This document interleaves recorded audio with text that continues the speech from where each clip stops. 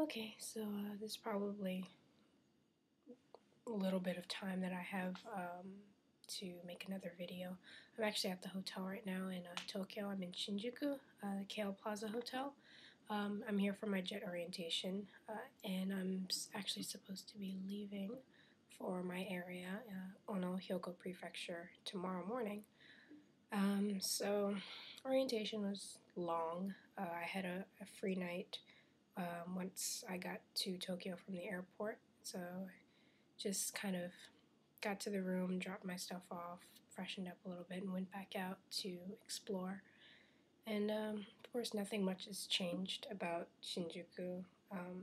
Kind of, I felt like it was a dream, but at the same time, I felt so comfortable because I had been there so many times already, and I didn't really get lost or anything. And I don't know, it it felt really nice. I mean, I went to a 100 yen shop, a 100 yen store, and bought a few things, and just came back. Tried not to stay out too late, just to make sure I got some sleep because I had a really, really, really long plane ride. And so yesterday was my first full day of orientation, and I have to be honest, I really could not feel that excited. Not just because of the area, because I'm going to be out in the West, but because I'm supposed to be teaching elementary school, and it kind of means that I have to be kind of fun and genki, happy all the time. I'm definitely not that kind of person. Honestly, I'm not even that much into children, little children. I feel like I can't really relate to them.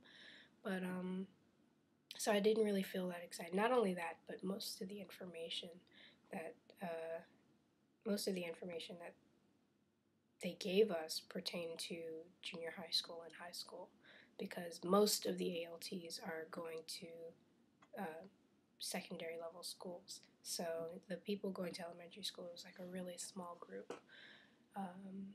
I'm assuming most of the people in that group are people who are more experienced in Japanese language, which is totally understandable. So that's going to be a challenge for me. Um, so yeah, I was really tired by the time orientation yesterday was finished, and so I just couldn't wait to get out. I went out to Shinjuku again. I visited a few more 100 yen stores, bought some more things, and then I ventured off to Shibuya and just getting on the train, just buying a ticket because I left my little um, my pass card, my Suica card, kind of like if you're around DC or some city area, you just load money onto the card and you touch the card. Yeah, I left that at home back in the U.S. I think because I don't have it in my wallet, and I didn't bother to buy one because I figured I wouldn't be able to use them in my area. But so I bought a ticket instead, and just getting on the train, I felt being surrounded by Japanese people. I just something about it felt so nostalgic. I mean, I felt like just for that night, I could really feel like I was here like I was 2 years ago when I studied abroad. And, when I was just a student and, I would just go to classes, and then on the weekends I could just, hop on a train and go somewhere.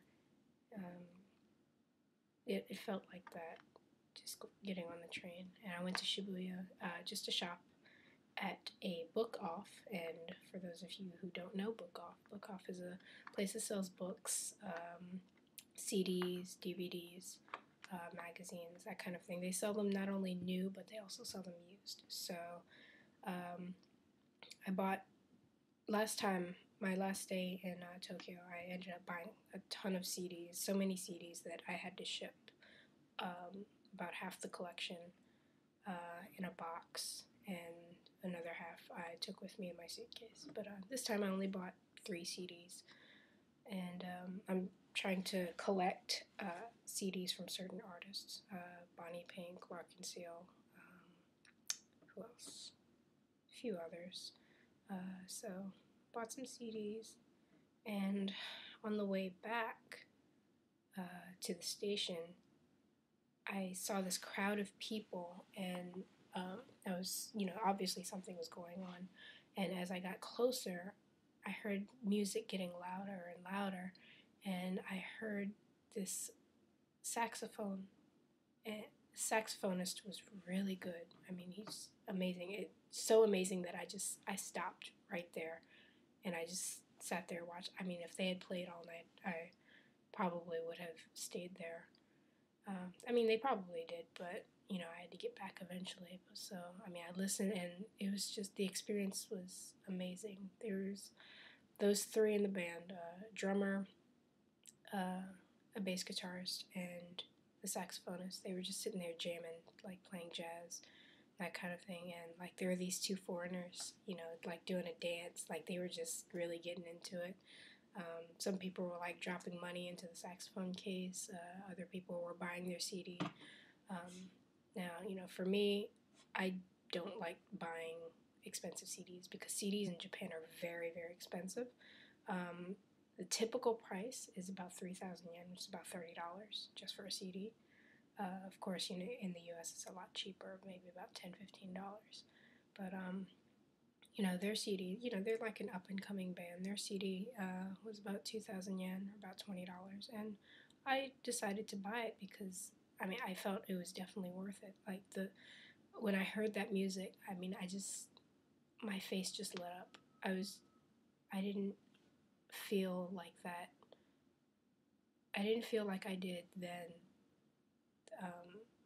During the whole orientation, I was so happy.